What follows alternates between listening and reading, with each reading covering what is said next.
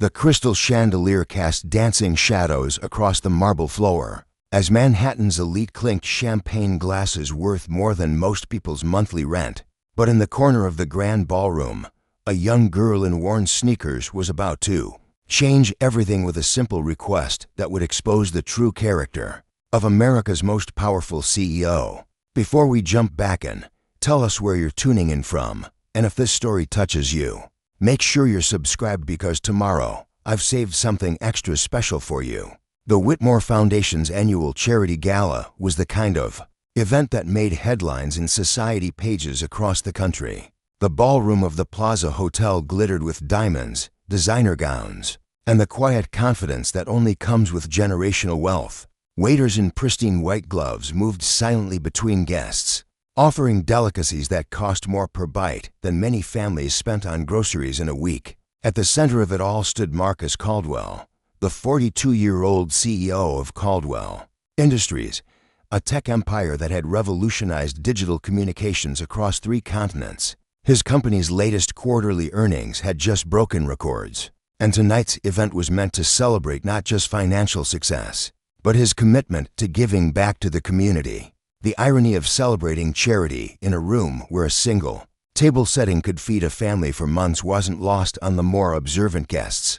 Marcus adjusted his custom Italian silk tie and surveyed the room with the practiced ease of someone accustomed to being the most important person wherever he went. His wife, Victoria, a former Miss Connecticut who now spent her days organizing fundraisers and spa appointments, glided beside him in a gown that had required 3 fittings and cost more than most people's cars. The guest list read like a who's who of American power brokers, senators, federal judges, Fortune 500 CEOs, and old money families whose names graced hospital wings and university buildings. Each had paid $50,000 per plate for the privilege of being seen at this particular table, in this particular room, supporting this particular cause. Outside, October rain drummed against the tall windows of the hotel, but inside, the climate-controlled perfection created a bubble where weather, like poverty, seemed like an abstract concept that happened to other people somewhere else.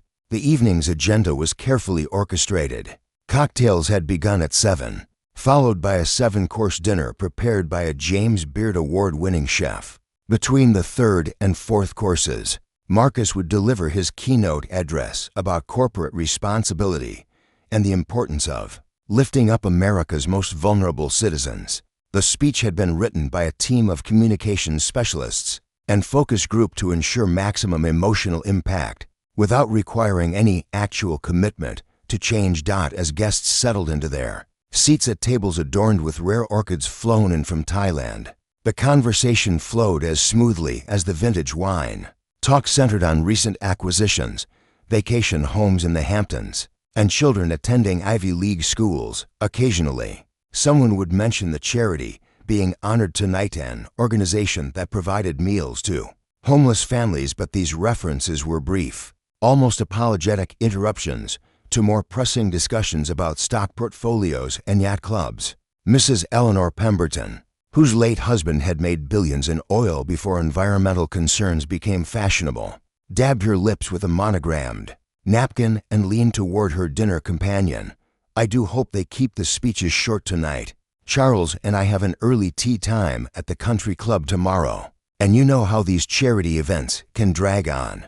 At the next table, Senator William Crawford was explaining to a group of pharmaceutical executives why certain pending legislation would be beneficial for economic growth, a euphemism that everyone understood perfectly. His wife nodded along while mentally calculating whether their attendance at tonight's event would photograph well for her upcoming campaign for the state party chairwoman position. The waitstaff, trained in the art of invisible service, began presenting the evening's amuse-bouche, a delicate construction of caviar and gold leaf that represented more artistry and expense than most people would encounter in their daily lives. Conversations paused momentarily as guests admired the presentation, took carefully staged photos for their social media accounts, and then continued their discussions about matters that affected millions of people but felt as remote as theoretical physics to those making the decisions.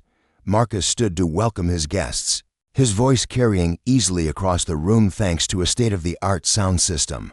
His opening remarks hit all the expected notes: gratitude for attendance, pride in collective achievements, and a carefully worded acknowledgement of those less fortunate that managed to sound compassionate without requiring anyone in the room to feel personally responsible for systemic inequality. As he spoke, a small commotion near the ballroom's service entrance went unnoticed by most guests. The hotel's security team was quietly but firmly addressing what appeared to be a minor situation involving someone who had somehow gotten past the multiple checkpoints designed to keep the event exclusive. The person in question was a girl who couldn't have been more than 16, wearing jeans with patches sewn over holes, sneakers that had seen better years, and a thin jacket that offered little protection against the October chill. Her name was Sarah Martinez, though none of the assembled guests would learn this detail. To them, she was simply an interruption, a reminder of realities they preferred to keep at arm's length. Sarah had been walking past the hotel when the rain intensified, and she'd sought shelter in the lobby. The warmth and light had drawn her in, and she'd found herself wondering about the people in evening gowns and tuxedos, who seemed to live in a completely different world from hers. She wasn't trying to cause trouble or gain entry to the exclusive event. She simply needed a moment out of the rain and perhaps a drink of water. The hotel's policy regarding anyone who couldn't demonstrate they belonged in the building was clear and efficiently enforced. Security guards, trained to identify and remove undesirable elements without creating scenes that might disturb paying guests, approached Sarah with the professional courtesy that barely concealed firm insistence that she move along. But Sarah's request was simple and human. She was thirsty, and she wondered if she could have a glass of water. The guards exchanged glances. Water was free, but allowing someone like her to linger in the lobby while a high-profile event was underway violated every protocol they'd been trained to follow. Their conversation, conducted in low voices near the ballroom entrance, began to attract attention from some of the guests who had stepped out to take phone calls or visit the restroom. The contrast was stark. A teenager in threadbare clothes asking for water while surrounded by people who had just paid enormous sums to eat food they would barely touch. Marcus, finishing his welcoming remarks to polite applause, noticed the disturbance peripherally.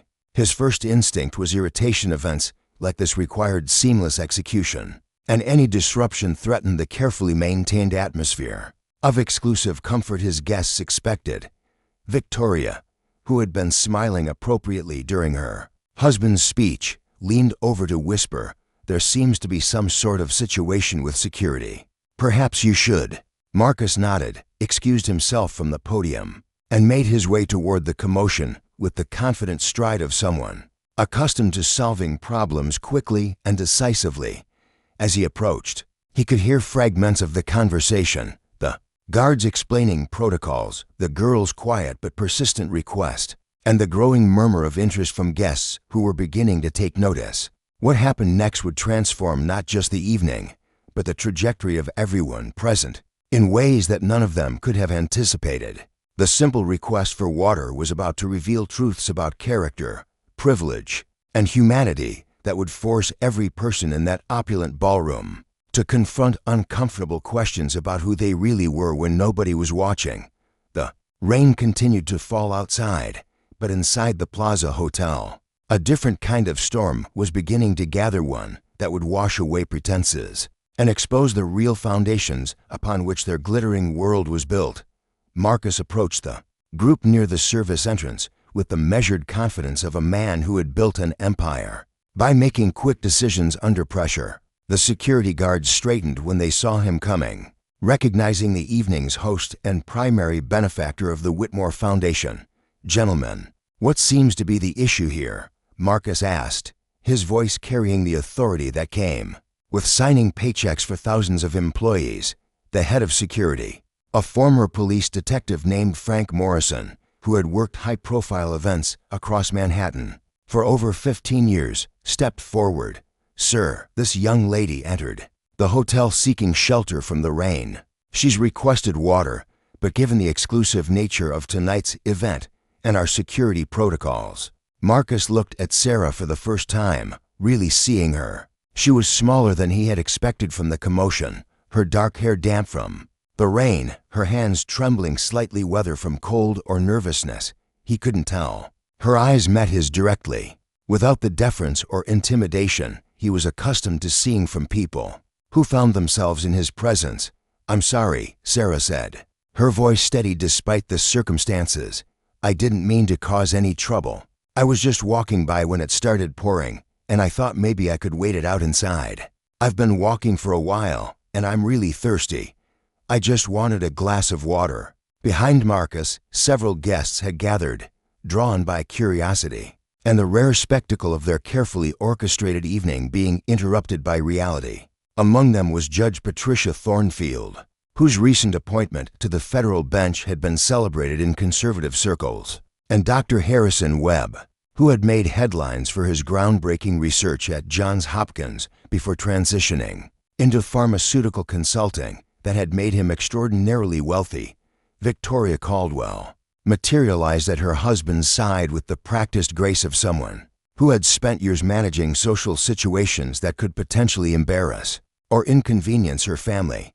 She assessed the situation quickly, her mind already calculating the potential social and political ramifications of whatever decision Marcus made next. Perhaps security could escort her to a different exit, Victoria suggested quietly, her voice carrying the tone of someone offering a reasonable solution to an unreasonable problem. "I'm sure there are facilities elsewhere in the hotel where she could get what she needs." Senator Crawford, who had been discussing agricultural subsidies with a group of agribusiness executives, noticed the gathering crowd and joined them, his political instincts alerting him to a situation that might require careful navigation. His wife, Margaret, followed closely behind, her expression reflecting the practiced concern of someone who had perfected the art of appearing compassionate while maintaining appropriate social bound. "Aries, is everything all right here, Marcus?" the senator asked, placing a supportive hand on the CEO's shoulder. "We wouldn't want any disruptions to such an important evening."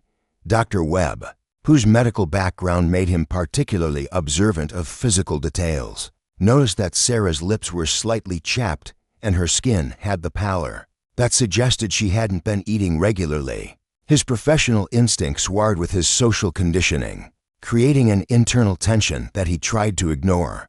Preparing and narrating this story took us a lot of time, so if you are enjoying it, subscribe to our channel. It means a lot to us. Now back to the story.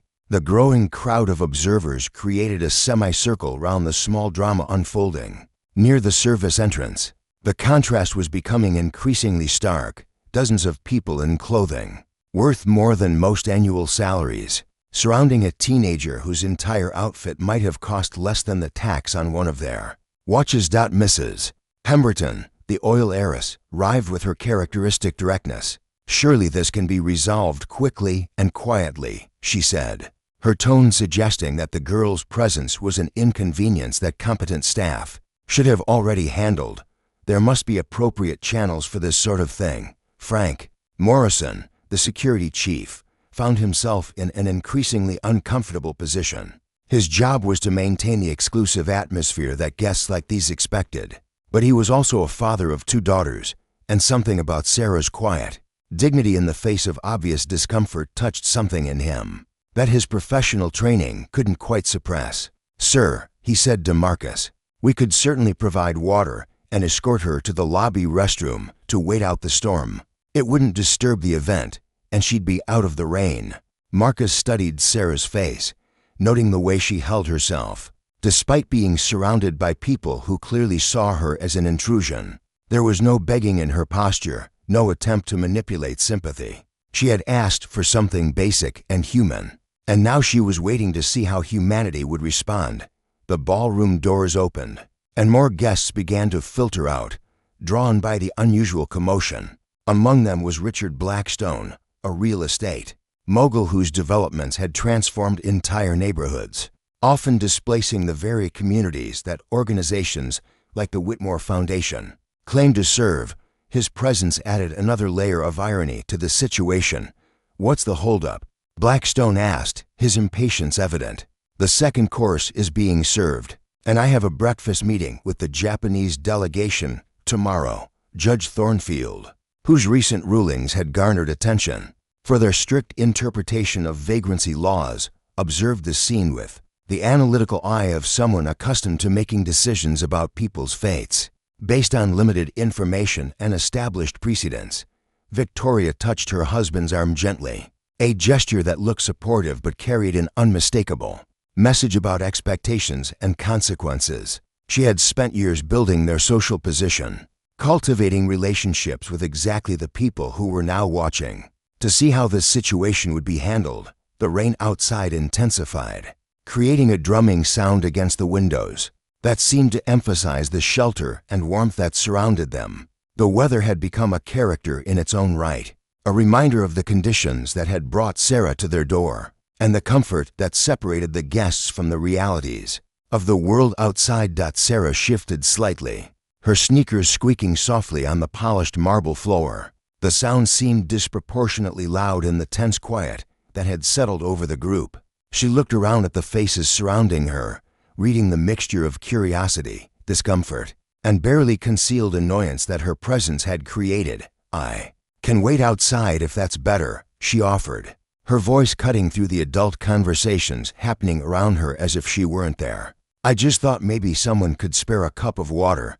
I've been walking since this morning, and I haven't had anything to drink since lunch." The simplicity of her request hung in the air like a challenge to everything the evening represented. Here was a gathering dedicated to celebrating charitable giving, surrounded by people who had paid enormous sums to demonstrate their commitment to helping the less fortunate, and they were faced with the most basic form of human need presented by someone who embodied exactly the population they claimed to serve.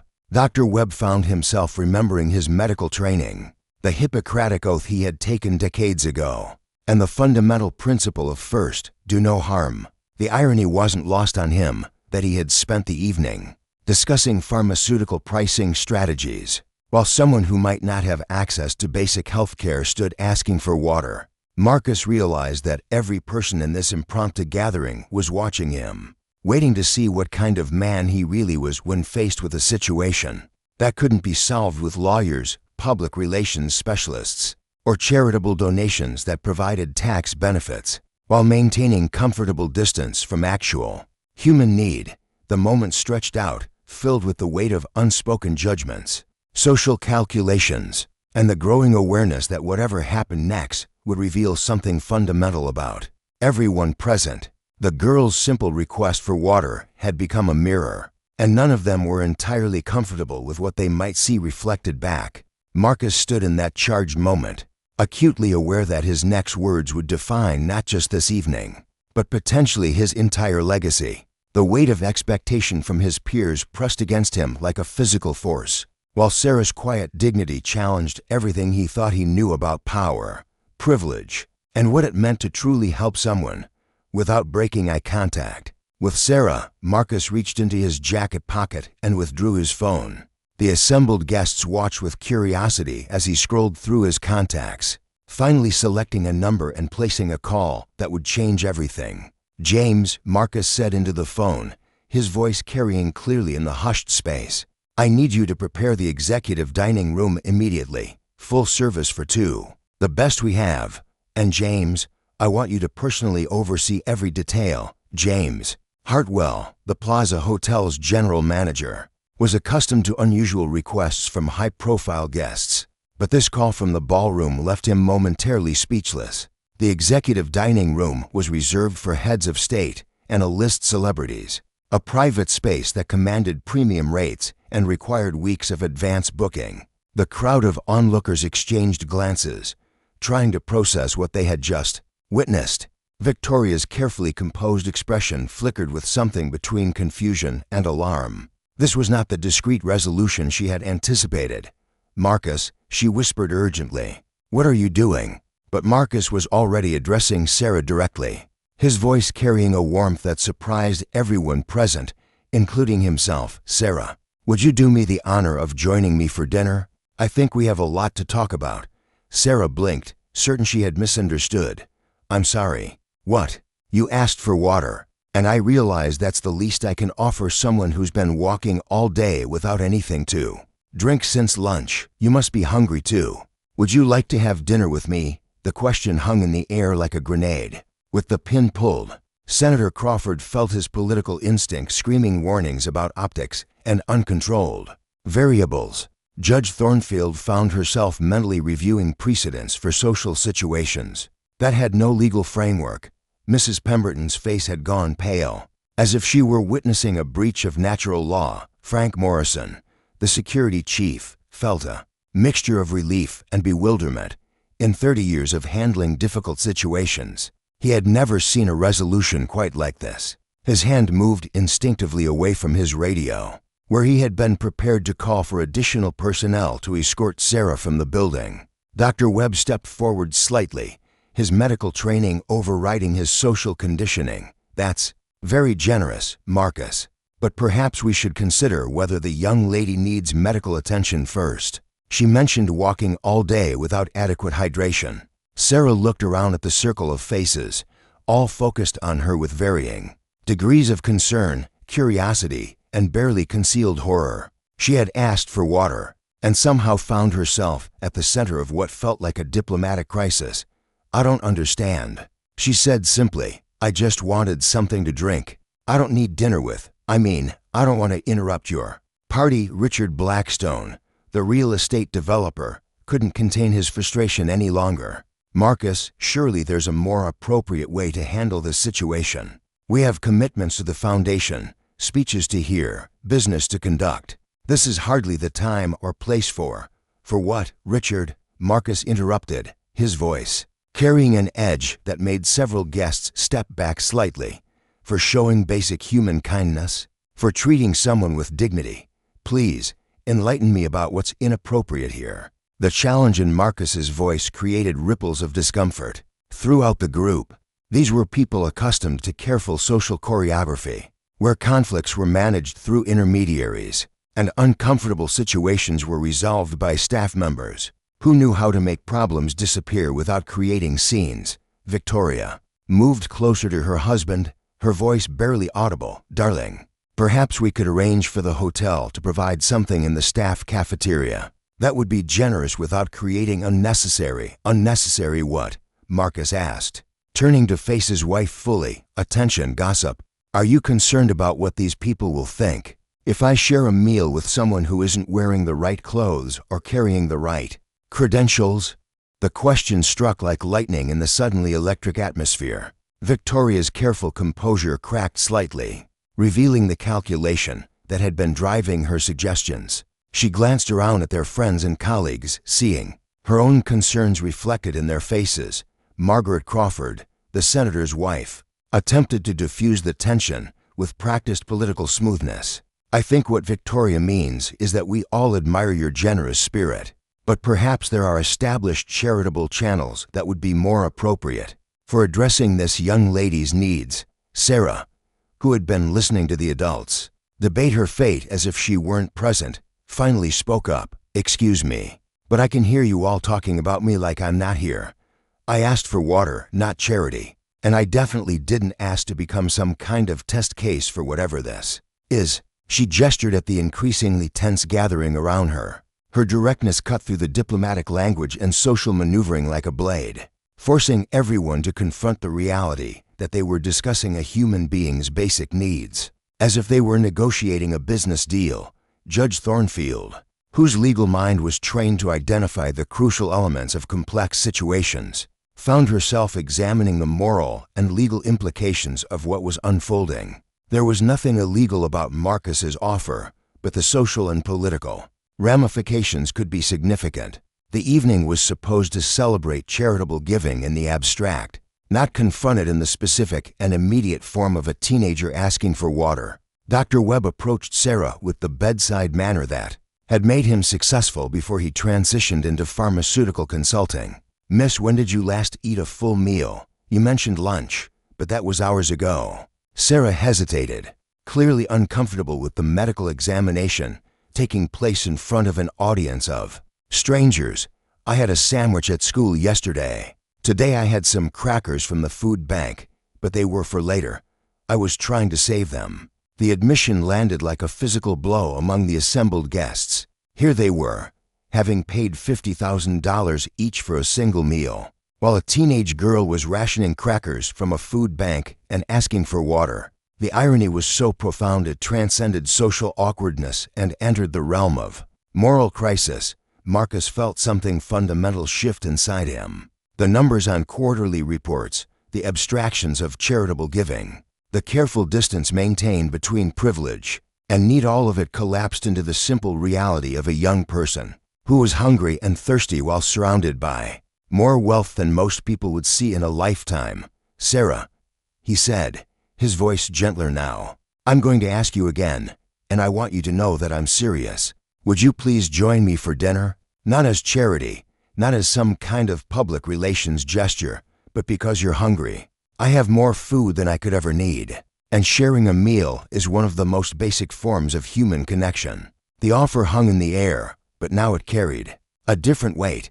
This wasn't the impulsive gesture it had seemed moments before. Marcus was making a deliberate choice, fully aware of the social and professional consequences, driven by something deeper than the calculations that usually governed his decisions. Frank Morrison watched the exchange with growing respect for both Marcus and Sarah. In his years of security work, he had seen how people revealed their true character under pressure, and what he was witnessing challenged his assumptions about both privilege and poverty. The other guests stood frozen, caught between their instincts to flee from this uncomfortable confrontation with reality and their curiosity about how the situation would resolve.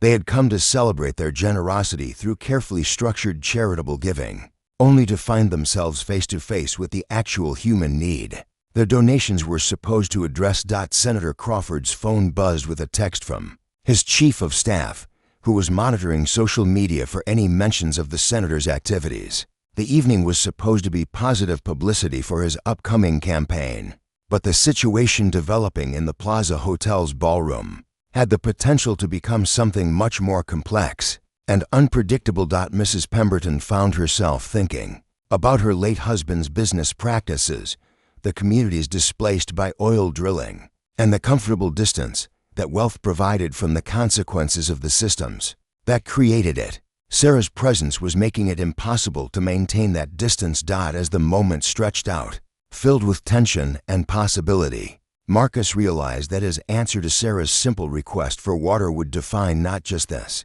evening, but the kind of man he chose to be when faced with someone else's need. The girl standing before him, damp from rain and asking for basic human kindness, had become a mirror reflecting the true cost of the comfortable world he had built around himself. The decision he made next would reveal whether the wealth and power he had accumulated had made him more human or less, and whether the charity his foundation celebrated was real compassion or merely another form of social performance designed to ease consciences without demanding actual sacrifice. Sarah looked at Marcus for a long moment, studying his face for any sign that this was some elaborate joke or social experiment. The sincerity in his eyes convinced her that his offer was genuine, even if she couldn't understand why someone would make it. "Okay," she said quietly, "but I should probably wash my hands first, and maybe, is there somewhere I could clean up a little? I don't really look like I belong in a fancy restaurant." The simple honesty of her response seemed to cut through the remaining tension like a knife. Here was someone concerned about basic hygiene and social appropriateness, not trying to take advantage of an unexpected opportunity. Victoria watched her husband's face transform as he smiled at Sarah's practical concerns.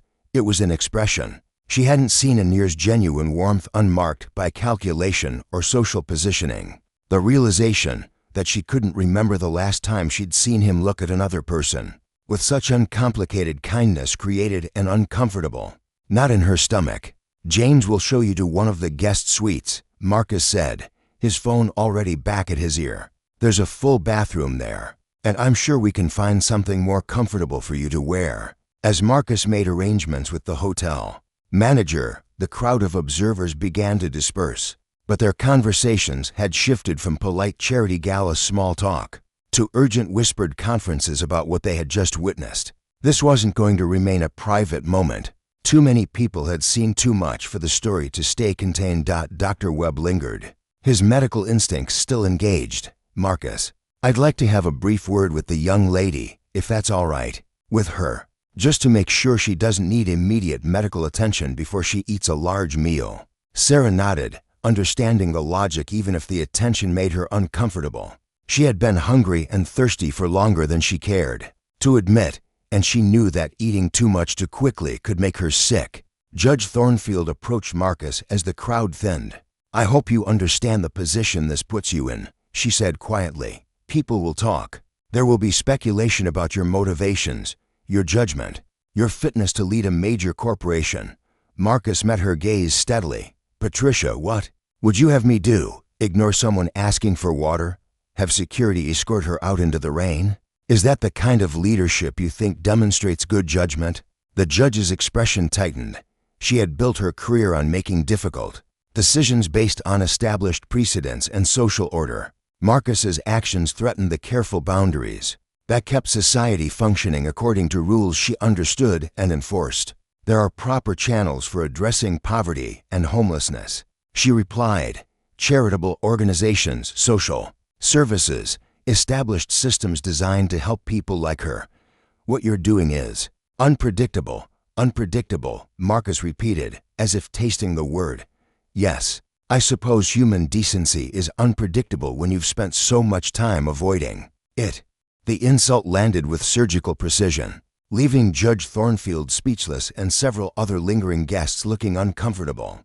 Marcus had just accused one of the most powerful jurists in the country of lacking basic humanity, and he had done it in front of witnesses. Senator Crawford, whose political survival depended on reading social situations accurately, recognized that the evening had moved beyond damage control. Whatever happened next would either enhance or destroy reputations, and there was no longer any way to predict which direction it would go. Meanwhile, James Hartwell, the hotel manager, was orchestrating the most unusual evening of his career. The executive dining room was being prepared for a meal that would cost more than most people's monthly salary, while housekeeping was preparing a guest suite for someone who had arrived asking for water. The incongruity challenged every assumption he had about how the world worked. Sarah found herself in a bathroom larger than some apartments she had lived in, staring at her reflection in a mirror framed by lighting that belonged in a Hollywood dressing room.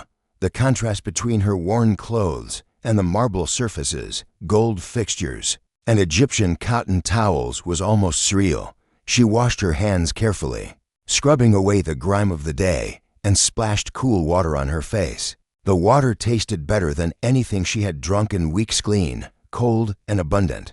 She cupped her hands and drank deeply, finally addressing the thirst that had brought her to the Plaza Hotel. In the first place, a knock at the door interrupted her thoughts. A hotel employee entered with an armload of clothing, a simple but elegant dress, undergarments still in their packaging, and shoes that looked like they might actually fit. Mr. Caldwell asked me to bring these, the woman said.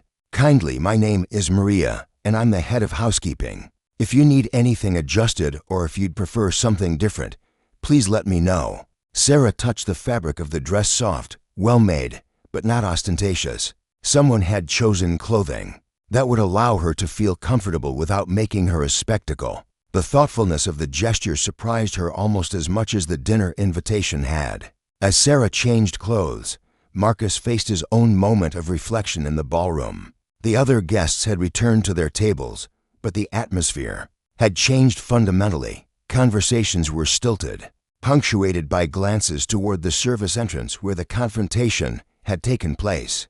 Victoria approached her husband with careful steps, as if navigating a minefield. The foundation board is asking questions, she said quietly. Robert Whitmore just cornered me by the bar. He's concerned about the foundation's reputation if this gets out. Marcus turned to face his wife fully, seeing her clearly for perhaps the first time in years. She was beautiful, accomplished, and terrified of social embarrassment, of financial consequences, of anything that might threaten the carefully constructed life they had built together. Victoria, he said, gently, when did we become the kind of people who are afraid of showing kindness to a hungry teenager? The question hung between them like a chasm. Victoria opened her mouth to respond, then closed it, realizing that any answer would reveal truths about herself that she wasn't ready to confront. Dr. Webb completed his brief medical consultation, with Sarah determining that while she was clearly undernourished and dehydrated, she was in no immediate danger. What struck him was her intelligence and articulation. This wasn't someone who lacked education or capability, but someone who had been failed by systems designed to provide safety nets. "She's fine to eat," he reported to Marcus, "but she should start with something light. Her body needs time to adjust to having adequate nutrition again." The clinical language couldn't mask the underlying tragedy of the situation. Here was a young person whose body had adapted to chronic hunger, discussing food intake like a medical intervention rather than a basic human need. As the executive dining room was prepared, word of the evening's events began to spread beyond the Plaza Hotel. Social media posts from guests who had witnessed the confrontation started appearing, each filtered through the poster's own perspective and priorities. Some praised Marcus's compassion, others questioned his judgment, and a few suggested that the entire incident was a publicity stunt. Richard Blackstone, who had left the hotel in disgust after Marcus's dinner invitation, was already on the phone with his publicist, discussing how to distance himself from any association with what he termed Marcus's midlife crisis manifesting as misguided charity theater. Mrs. Pemberton, however, found herself thinking about her own grandchildren, wondering what she would want someone to do if one of them ever found themselves alone, hungry, and asking strangers for help. The thought created an uncomfortable cognitive dissonance with her earlier reactions to Sarah's presence. Back in the guest suite, Sarah examined her reflection in the mirror, hardly recognizing herself in the borrowed clothes. The dress fit well, and for the first time in months, she looked like someone who might belong in a place like the Plaza Hotel. But the transformation was more than cosmetic. She felt a restoration of dignity that she hadn't realized she had lost. When she emerged from the suite, Marcus was waiting in the hallway, no longer surrounded by crowds of observers. He had changed from his formal tuxedo into a simple suit, making his own gesture toward making the evening less formal and intimidating. "You look wonderful," he said, and meant it. "Are you ready for dinner?" Sarah nodded, still processing the surreal turn her evening had taken. "Mr. Caldwell, can I ask you something?" "Of course, and please, call me Marcus. Why are you doing this? I mean, really why?" Not the polite answer you give a reporter, but the real reason. Marcus paused, considering the question seriously. "Honestly, I don't know if I can give you a complete answer, but I can tell you that when you asked for water, it reminded me of something I'd forgotten, that the most important moments in life are often the ones that aren't planned or calculated or focus grouped. They're the moments when someone needs help and you have the power to provide it." They walked toward the executive dining room together, leaving behind the ballroom full of people who were still trying to process what they had witnessed. The evening had become something none of them had expected, a test of character that had revealed truths about privilege, power, and the distance that wealth can create between people and their own humanity. As they approached the dining room, Sarah felt a mixture of gratitude and apprehension. She had asked for water and been offered a feast, but she was beginning to understand that the real nourishment might be the restoration of faith in human kindness that she had thought was lost forever. Marcus, walking beside her, realized that the spontaneous act of hospitality had already changed him in ways he was only beginning to understand. The girl who had asked for water was about to receive much more than a meal, and he was about to discover that true generosity often gives the giver more than it costs them. The executive dining room was a study in understated elegance. Warm lighting from crystal fixtures, original artwork on mahogany-paneled walls, and a table set with china that had hosted presidents and prime ministers. Sarah paused at the threshold, momentarily overwhelmed by the grandeur. "It's intimidating, isn't it?" Marcus said, noticing her hesitation. "The first time I ate in a room like this, I was so nervous I knocked over my water glass before the appetizer arrived." Sarah smiled at the admission, finding it hard to imagine this confident, powerful man ever being nervous about anything. "When was that?" 23 years ago. I had just closed my first major deal, and my mentor insisted on celebrating at Le Bernardin. I'd never even heard of tasting menus, and I was convinced I'd embarrass myself by using the wrong fork. As they settled into their seats, Sarah noticed that Marcus had chosen the less formal side of the table, the one facing away from the windows that looked out onto the ballroom, where the charity gala continued without them. It was a small gesture, but it created a sense of intimacy and privacy that made the vast room feel more manageable. James Hartwell appeared with the discretion that marked truly professional service, presenting a menu that had been carefully adjusted based on Dr. Webb's recommendations. The first course would be a simple butternut squash soup, followed by grilled salmon with steamed vegetables, nutritious and gentle on a system unaccustomed to rich food. "Before we eat," Marcus said, "I want you to know that this isn't some kind of interview or charity evaluation. You don't owe me your story or explanations about your circumstances. If you want to talk about the weather or argue about baseball teams, that's fine with me." Sarah appreciated the effort to remove pressure, but she found herself curious about the man who had defied social expectations to share dinner with a stranger. "Can I ask you something instead?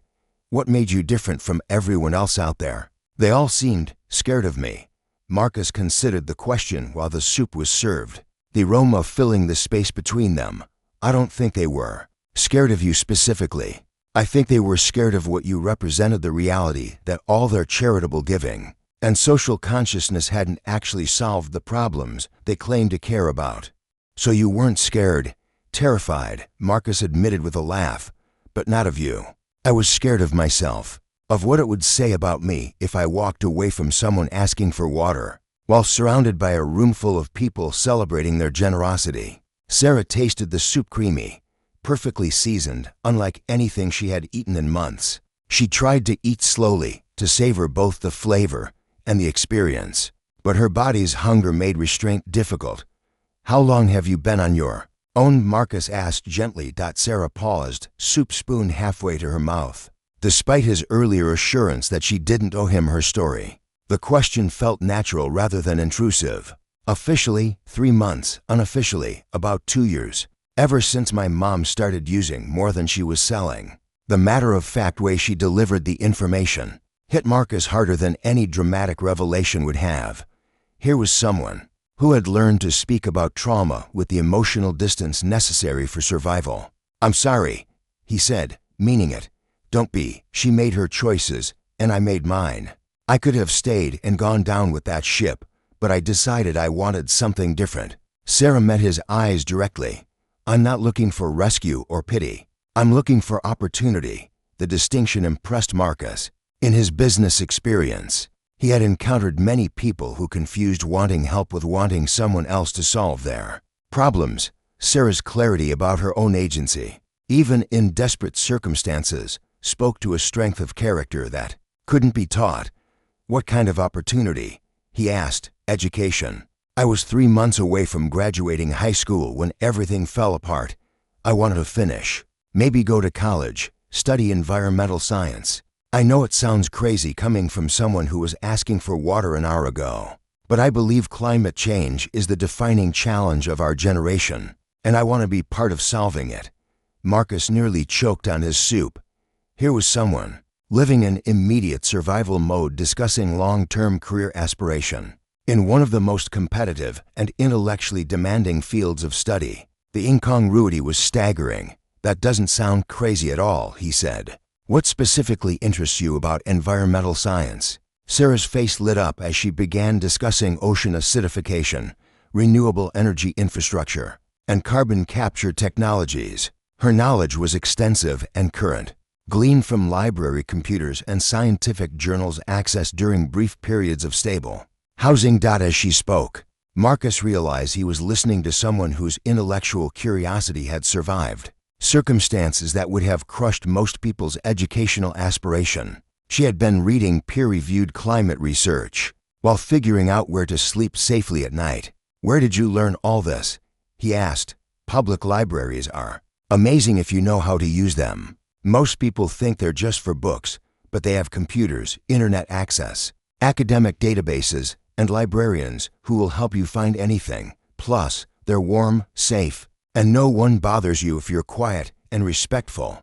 The practical wisdom embedded in her answer revealed survival skills that extended far beyond meeting basic physical needs. Sarah had found ways to continue her education independently, maintaining intellectual growth while navigating homelessness.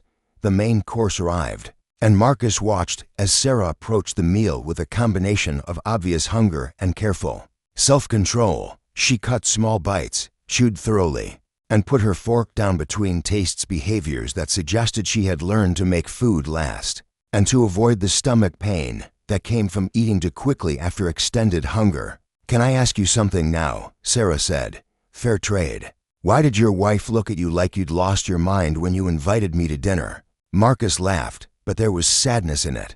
Because in her world and our world, spontaneous kindness is seen as dangerous. It's unpredictable, uncontrolled, potentially embarrassing. Victoria has spent years perfecting the art of charitable giving that provides tax benefits and social recognition without requiring any actual human connection with the people being helped.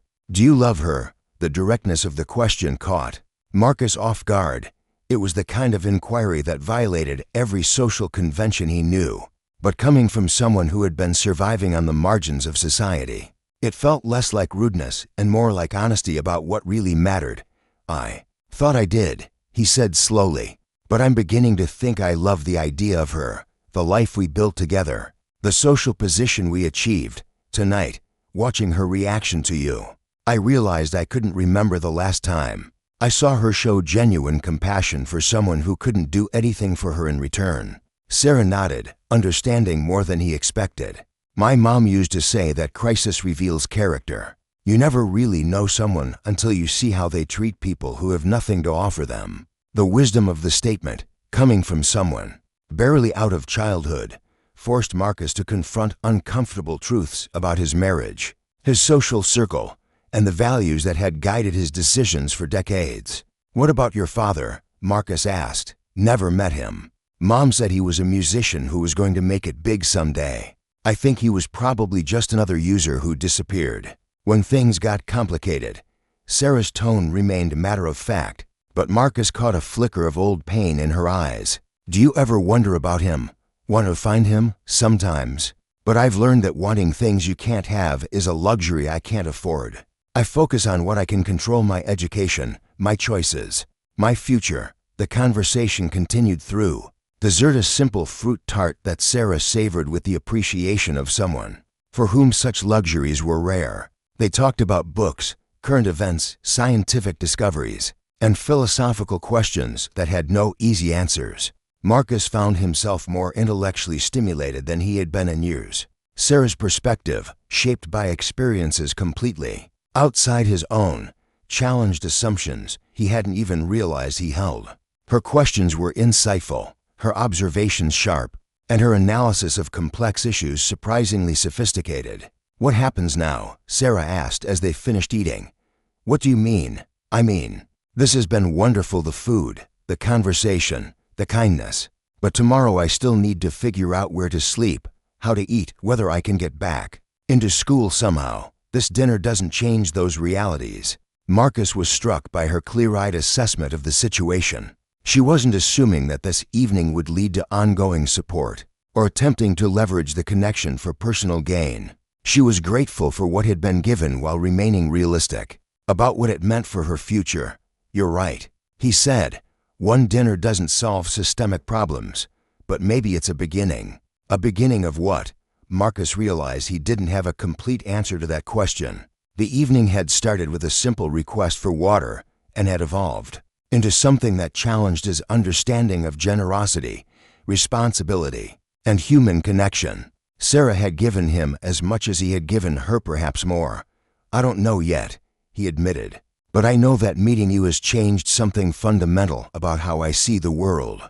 You asked for water and reminded me that the most important things in life aren't complicated, they're just hard to do when you're surrounded by people who have forgotten what really matters."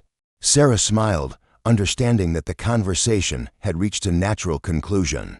They had shared more than a meal. They had shared perspectives that would influence both of their futures in ways neither could fully predict. As they prepared to leave the executive dining room, both of them recognized that the evening had been transformative. Sarah had received nourishment and dignity at a moment when she desperately needed both. Marcus had been reminded of values that had been buried under years of social conditioning and financial success. The charity gala was ending in the ballroom beyond, but the real charity, the kind that required personal connection and genuine caring, had taken place in the quiet intimacy of two people sharing food and honest conversation. As Marcus and Sarah emerged from the executive dining room, the charity gala was winding down in the main ballroom. Guests were making their polite exits, but conversations lingered near the coat check and in the lobby, fueled by curiosity about the evening's unexpected drama. The incident had become the unofficial headline of the night, overshadowing the foundation's fundraising achievements and planned announcements. Victoria stood near the ballroom entrance, her posture rigid with barely contained frustration. She had spent the last 2 hours fielding questions, deflecting gossip, and attempting damage control while her husband dined privately with a homeless teenager. Board members had cornered her with concerns about public perception, and she had run out of diplomatic responses. When Marcus appeared with Sarah, still wearing the elegant dress that transformed her from charity case to dinner companion, Victoria's carefully maintained composure nearly cracked. The sight of her husband walking casually beside someone who had disrupted their entire social ecosystem felt like a betrayal of everything they had built together. "How was dinner?" Victoria asked, her voice carrying the kind of forced pleasantness that masked deeper tensions. "Enlightening," Marcus replied, seemingly oblivious to his wife's distress. "Sarah has some fascinating insights about renewable energy policy and corporate environmental responsibility. I think you'd find her perspective quite thought-provoking." The suggestion that Victoria might engage in substantive conversation with Sarah revealed how fundamentally Marcus had misread the social dynamics at play. His wife had no interest in Sarah's insights. She wanted the girl to disappear, along with the embarrassment her presence had created. Senator Crawford approached with his characteristic political smoothness, but his smile felt strained. "Marcus, I hope you've had a pleasant evening. Margaret and I were just discussing how much we've enjoyed the Foundation's work this year." The subtext was clear. Let's return to normal social interactions and pretend the earlier disruption never happened. The senator's survival instincts told him to distance himself from any situation that might become politically problematic, and Marcus's behavior had definitely entered unpredictable territory. Dr. Webb, however, approached with genuine curiosity. His medical background had given him a different perspective on the evening's events, and his brief examination of Sarah had left him impressed by her resilience and intelligence. "How are you feeling?" he asked Sarah directly. "Any issues with the meal?" Sometimes, after periods of irregular eating, rich food can cause discomfort. Sarah appreciated his clinical concern, which felt more authentic than the social pleasantries surrounding them. "I'm fine, thank you. Everything was delicious, and I was careful not to eat too quickly." Her response demonstrated the self-awareness and practical knowledge that had helped her survive difficult circumstances. Dr. Webb nodded approvingly, recognizing someone who understood her own body's limitations and needs. Judge Thornfield observed the interaction with the analytical eye that had served her throughout her legal career. The girl's articulate responses and composed demeanor challenged the assumptions that had guided the judge's initial reaction to her presence. This wasn't someone seeking handouts or attempting to manipulate sympathy. This was someone navigating an unusual situation with remarkable grace. Mrs. Pemberton, who had been watching from across the lobby, finally approached the group. Her earlier discomfort had evolved during the evening into something approaching curiosity. The transformation in Sarah's appearance from wet, desperate teenager to poised dinner companion forced her reconsideration of first impressions. "My dear," she said to Sarah, "I hope you found the evening pleasant. The plaza certainly knows how to provide excellent service." The comment was innocuous enough, but it represented a significant shift from Mrs. Pemberton's earlier desire to have Sarah removed from the premises. Something about witnessing Marcus's act of kindness had challenged her own assumptions about appropriate social boundaries. Richard Blackstone had left the hotel earlier, but his absence spoke volumes about the divisions the evening had created within Marcus's social circle. Some guests had been intrigued by the unprecedented breach of social protocol, while others viewed it as evidence of poor judgment. That reflected badly on everyone associated with the event. As the group stood in the lobby, an uncomfortable awareness settled over them that this moment required some kind of resolution. Sarah couldn't simply disappear back into the night as if the dinner had never happened. But the social machinery that governed their world provided no blueprint for what should happen next. Marcus seemed to recognize the unspoken tension. "Sarah, do you have somewhere safe to stay tonight?" The question hung in the air like a challenge to everyone present. Here was the practical reality that their evening of charitable celebration had been designed to address in the abstract, now demanding immediate, concrete action. Sarah hesitated, clearly uncomfortable with the public discussion of her personal circumstances. "I usually manage to find something. There are places it's not ideal, but I've been getting by." The vague response revealed her reluctance to detail the specifics of homelessness to an audience of strangers, even well-meaning ones. The shelters, the safe doorways, the constant vigilance required to avoid dangerous situations, these were realities she preferred to handle privately. Dr. Webb stepped forward with the practical mindset of someone accustomed to solving immediate problems. "There are several reputable shelters in the city with good security and decent facilities. I could make some calls if that would be helpful." Victoria watched this conversation with growing alarm. What had started as her husband's impulsive gesture was evolving into a group project that threatened to extend the evening's disruption into ongoing involvement with Sarah's welfare. Perhaps this would be better handled through proper channels, Victoria suggested. "I'm sure there are social services organizations better equipped to address these needs." Senator Crawford nodded in agreement, recognizing an opportunity to redirect the situation toward institutional solutions that wouldn't require personal involvement from any of the assembled guests. But Marcus had been thinking during the dinner conversation, processing Sarah's intelligence, her determination, and her clear educational goals. An idea had been forming that went far beyond the simple charity. His social circle seemed determined to reduce the situation to, "Actually, Marcus said, I have a different suggestion. Sarah, you mentioned wanting to finish high school and pursue environmental science in college. What if we made that possible?" The question transformed the lobby dynamics immediately. This wasn't about finding Sarah a bed for the night or connecting her with existing social services. This was about Marcus using his resources to fundamentally change someone's life trajectory. Victoria's face went pale. "Marcus, perhaps we should discuss this privately before making any commitments." But Marcus was already deep in problem-solving mode, his business mind engaging with the logistics of turning good intentions into practical results. "There's an excellent preparatory school in Connecticut that has boarding facilities," he continued.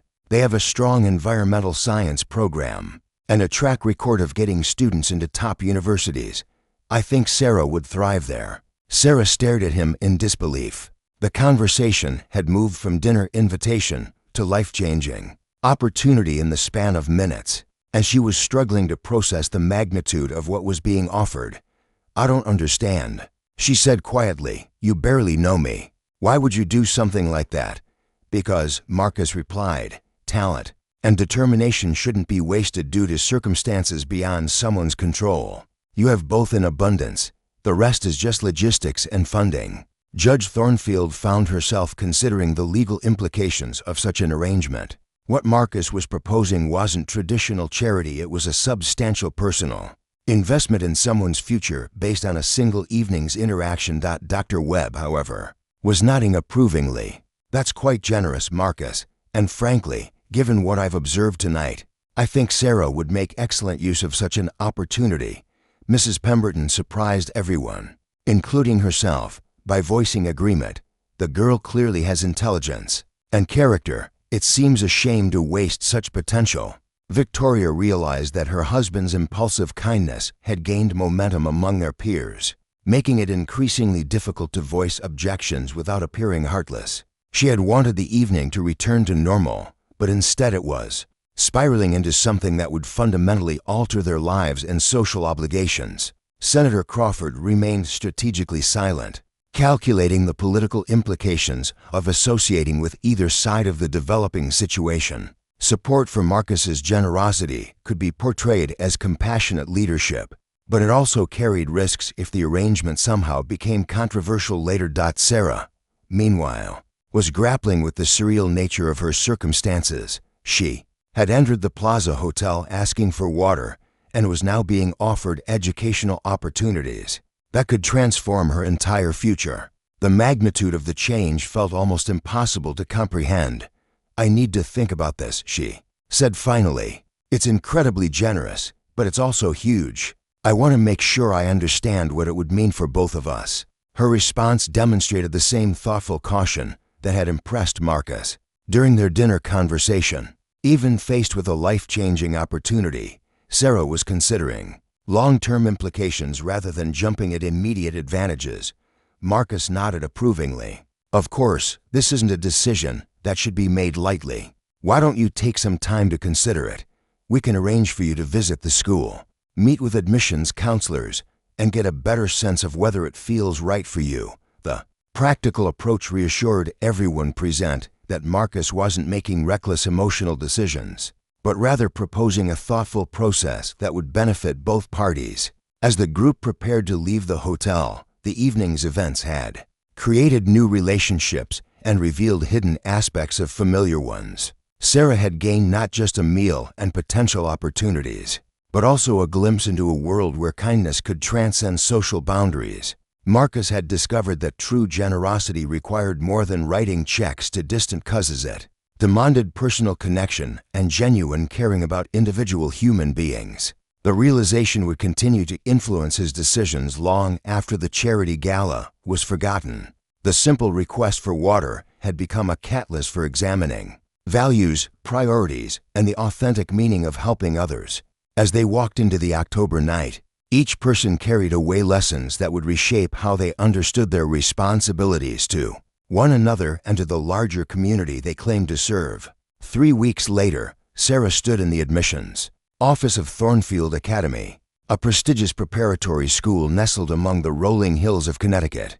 The October leaves painted the campus in brilliant golds and scarlets, creating a backdrop that looked like something from a college brochure. She wore the same dress from the Plaza Hotel dinner, now properly tailored to fit her perfectly, a gift from Mrs. Pemberton, who had surprised everyone by personally accompanying Sarah on the campus visit. The admissions director, Miss Catherine Reeves, had been initially skeptical when Marcus Caldwell called requesting an emergency evaluation for a student under unusual circumstances. Thornfield Academy maintained rigorous standards and rarely made exceptions to their structured application process, but 20 minutes into her conversation with Sarah, Ms. Reeves found herself genuinely excited about the prospect of admitting someone with such remarkable intellectual curiosity and life experience. "Your essay on ocean acidification and its impact on marine ecosystems is graduate-level work," Ms. Reeves said,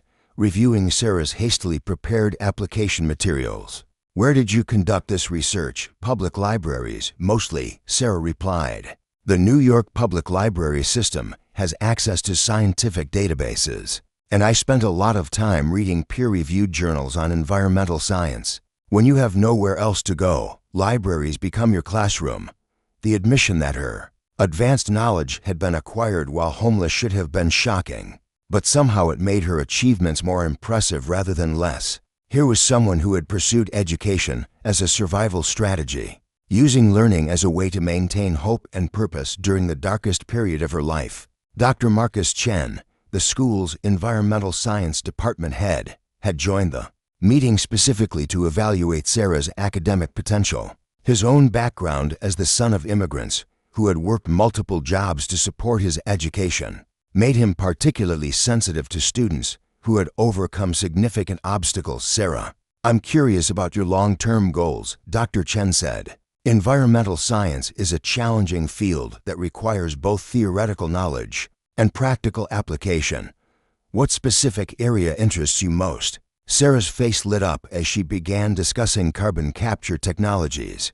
renewable energy storage systems, and the intersection of environmental policy with social justice. Her answers revealed not just academic knowledge, but a sophisticated understanding of how scientific solutions needed to address real-world inequalities. Mrs. Pemberton listened with growing amazement. The teenager she had initially viewed as an unwelcome disruption was discussing complex scientific concepts with the fluency of someone who belonged in advanced academic settings.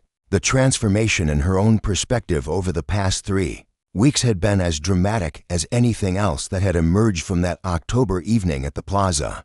The thing is, Sarah continued, climate change affects poor communities first and worst. Any solution that doesn't address environmental justice isn't really a solution at all. I want to work on technologies and policies that protect the people who have the least power to protect themselves. The statement revealed the depth of her commitment to using education, not just for personal advancement but for broader social impact. Her experiences with poverty and homelessness had given her insights into systemic inequalities that most students at Thornfield Academy would never possess. Ms. Reeves exchanged glances with Dr. Chen, both recognizing that they were interviewing someone exceptional.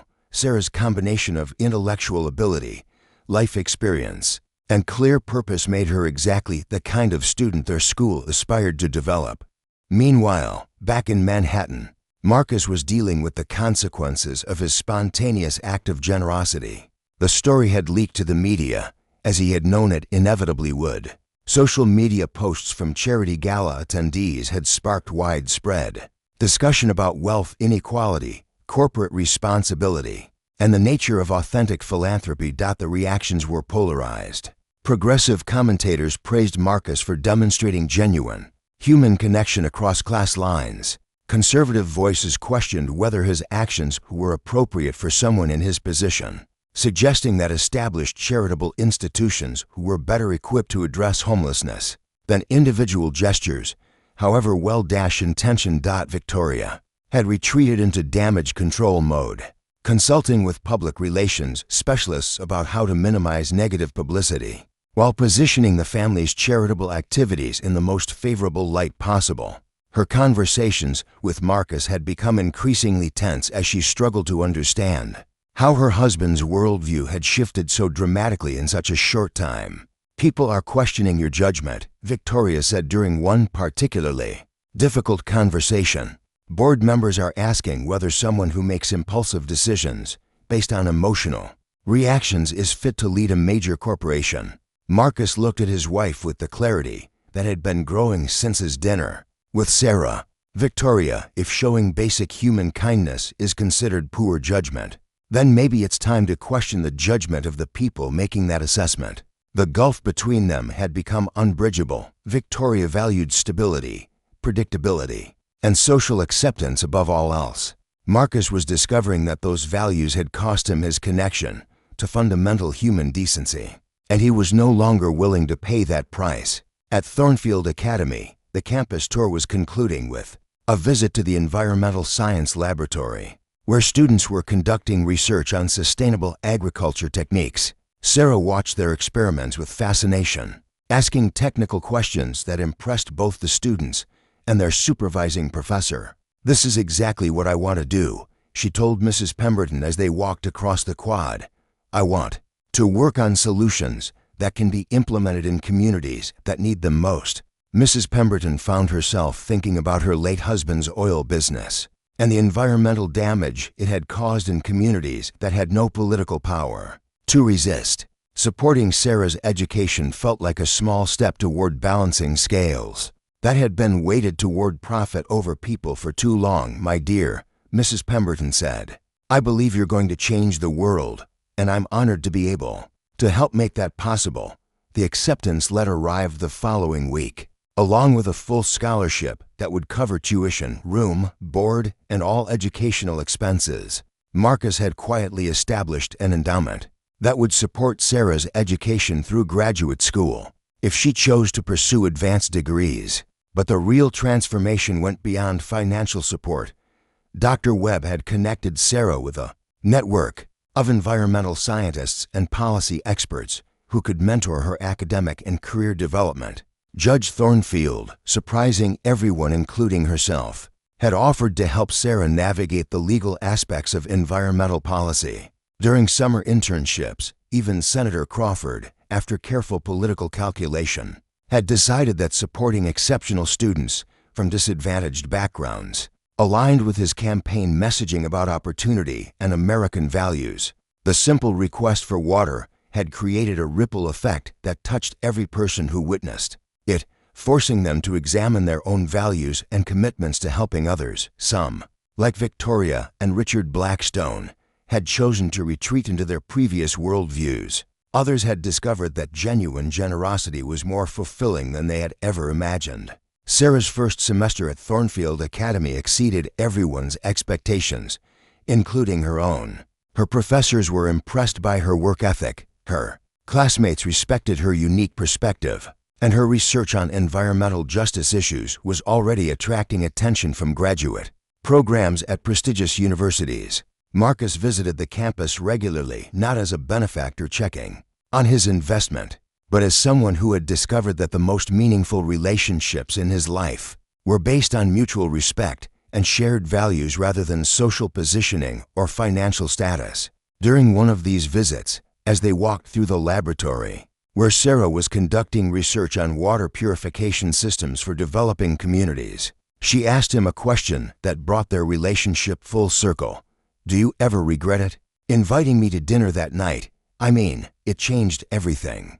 For both of us, Marcus considered the question seriously. His marriage had ended in divorce. Though he and Victoria had managed to maintain a civil relationship, focused on their shared business interests, some of his longtime friends had distanced themselves, uncomfortable with his newfound commitment to social justice causes. His public image had become more controversial, but also more authentic. "Sarah," he said finally, "that night taught me that the most important moments in life are the ones when someone asks for help and you have the power to provide it. Everything else, the social consequences, the business implications, the personal costs, all of that is just noise compared to the opportunity to make a real difference in someone's life." Sarah smiled, understanding that his answer applied as much to what she had given him as to what he had provided.